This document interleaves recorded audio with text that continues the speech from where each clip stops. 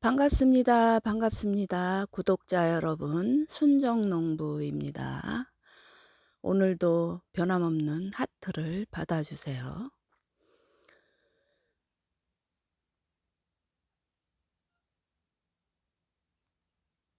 무엇을 할 것인지 궁금하시죠? 이곳에는 제가 각으로 된 그 꿀을 모으는 그런 어, 소비장을 넣어 놓은 곳입니다. 그런데 화분떡을 올려 놓았습니다. 화분떡을 올려놓은 지 꽤나 오래되었는데 많이 먹질 않더군요. 이유는 화분이 들어오기 때문입니다. 반경 2km 내에 이웃 봉장이 없으면 구태여 화분떡을 공급할 필요가 없는데 넣어놓은 것을 잘 먹지 않아 소강대 위에만 지저분해졌습니다. 지금 사용하고 뿌리고 있는 것은 미산성 차 염소수이고요. 제가 내검하는 내검액으로도 사용을 하고 있어요. 급할 때만요. 여왕벌이 산란하기 시작한 지 6일이 지나면 유충 먹이로 꿀과 화분이 필요하다고 하지요. 산야에는 지방에 따라 매화, 동백, 버들강아지 등 자연 화분이 있기 때문에 대용 화분떡을 넣어줄 필요가 굳이 없다는 이야기이지요. 중국산 꽃가루는 자외선 처리를 하였기 때문에 백목병이나 백목병 균이 살아남으로 사용하지 말고 맥주 효모를 사용을 하면은 백목병이 없을 가능성도 있답니다. 하나 둘씩 소강대를 빼어내고 있습니다. 맨 뒷장입니다. 맨 뒷장인데 소강대에 주렁주렁 매달려서 나오는 꿀벌들입니다. 혹시나 꿀벌들이 떨어질까봐 다시 조심조심 넣어놓고 있는 순정농부는 손이 달달달달 떨리는군요. 그리고 그 다음 장을 한번 보도록 하겠습니다. 매일매일 꿀벌 식구가 늘어나는 것을 보면 일벌들의 활기찬 활동이 벌어지죠. 그럴 때마다 마음이 쿵닥쿵닥 합니다. 이것도 역시 소강대를 넣어 놓았는데요. 몇 번의 산란이 이루어지고 봉판이 태어난 상태이기 때문에 가운데 있는 그 벌집이 까무잡잡하게 그렇게 생겼습니다. 양옆에 귀퉁이가 벌어진 이유는 소강대를 넣어 놓았기 때문에 그렇습니다. 지금 소강대의 양옆에 부분을 만져보고 있는 순정농부입니다. 참 올해는 저녁이 밤 그리고 아침이 춥거나 쌀쌀하답니다.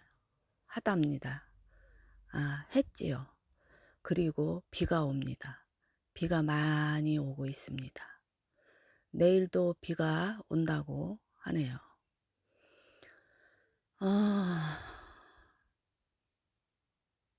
정말 어려운 시기에 돌입했습니다. 벌도 잘 늘어나지 않고 왕대를 만들어 놓으면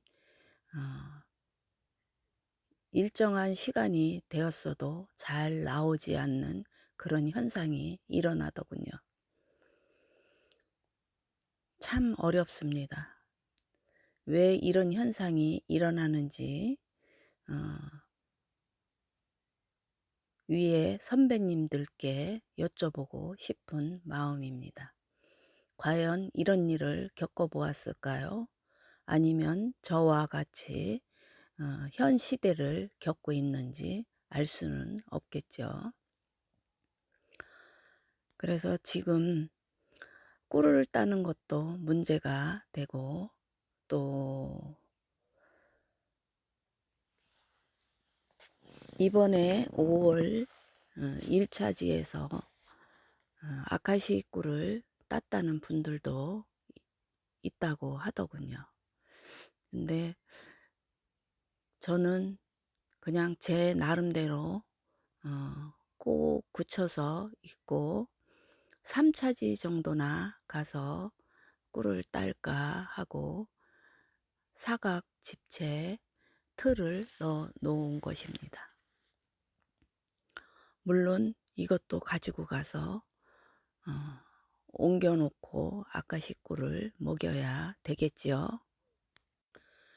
설사병과 노제마병, 부젖병 등을 미리미리 다 예방 차원으로 뿌려 주었었습니다. 그랬더니 건강한 벌들이 나와서 논일고 있는 것을 보면은 마음이 심쿵합니다.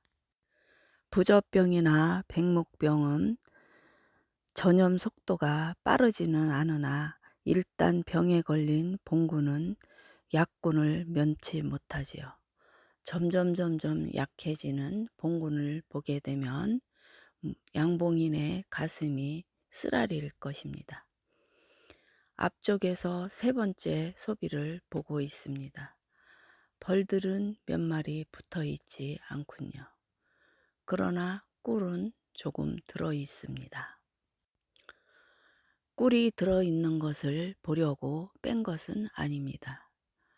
여왕이 산란을 얼마나 했을까 궁금하여 빼보았던 것입니다. 자세히 보고 햇볕에 비춰보고 하였더니 산란을 아주 하얗게 넣어 놓았습니다. 새끼들을.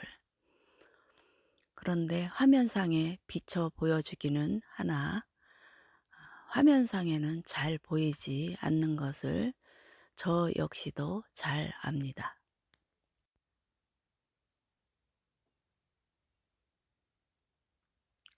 손으로 이리 헤집어 보고 저리 헤집어 보고 산란이 얼마나 들어갔을까, 산란이 얼마나 들어갔을까, 그리고 언제 클까 하면서 나름대로의 가슴앓이를 하고 있지요. 첫째, 순정 농부는 응애를 구제하는 것을 제일 첫째로 삼는답니다. 유충에 기생하며 번식하는 바로와 응애 또는 유충 아닌 성충에도 바로와 응애는 붙어서 살지요. 성충 벌에 있을 때에는 가슴이나 기문에 침입하여 체액을 빨아먹으면서 기생하는 아카리 응애, 요즘 현재 바이러스가 유행하는 그런 병들이 많다고 하지요. 그런데 바로 이 아카리 응애나 기문 응애라고 생각을 하게 되는 것은 잘 보이지도 않으며 체액을 빨아먹으면서 기생하는, 확대를 해서 보면 엄청나게 징그럽게 생겼습니다. 지금까지 진드기 하면 바로와 응애나 가시 응애 이렇게 두 가지만 있는 줄 알았습니다. 그런데 여러 가지의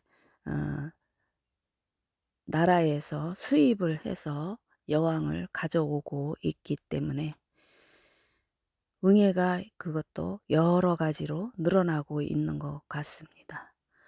여러 가지의 응애가 바로 잘 알지 못하기 때문에 바이어스라고 할 수밖에 없군요. 보통은 훈연제를 사용을 할 때 소문을 열고 사용을 하지요. 그런데 어떤 분들은 소문을 닫고 사용하라고 하는 분도 있답니다. 꿀벌들의 모습을 잠시 보여드리고 있습니다.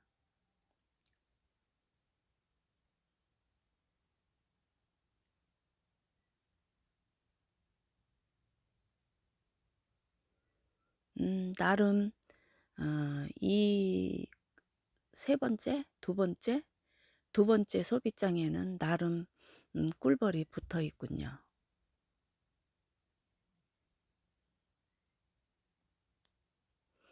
무엇을 하는지 이 움직거리고 저리 움직거리고 움직 움틀움틀 꿈틀거리고 있는 모습이 귀엽기만 하답니다.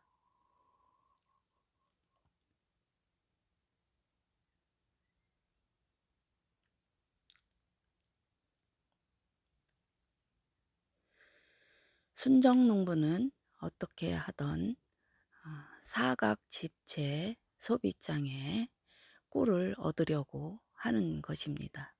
그러기 때문에 아무래도 산란장은 놔두고 산란이 하나도 없는 것은 빼내어 축소를 해야 되겠지요.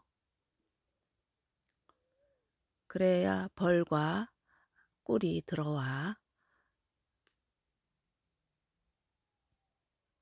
순정 농부의 즐거움을 알게 해 주지 않을까요?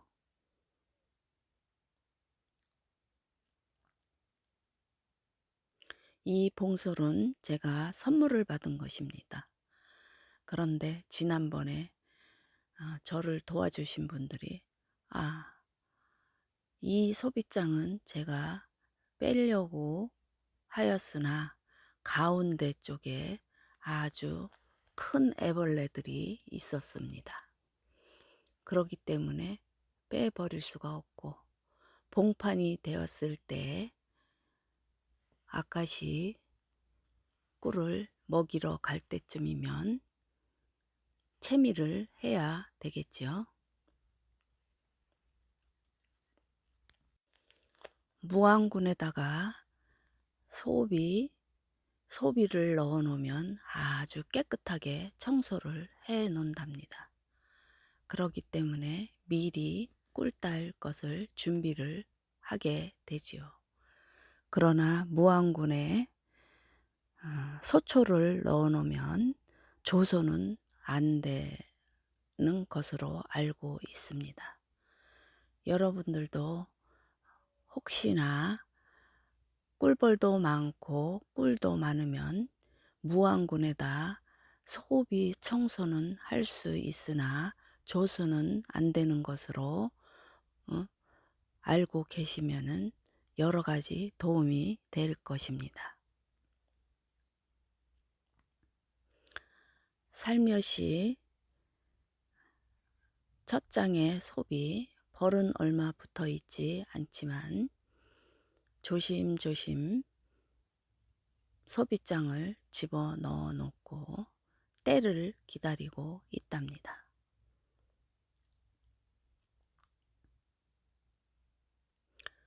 내검을 할 때 간혹 여왕벌이 분명히 있었는데 없어졌다고 하는 경우가 소비장을 너무 급하게 빼거나 급하게 집어넣었을 때 여왕이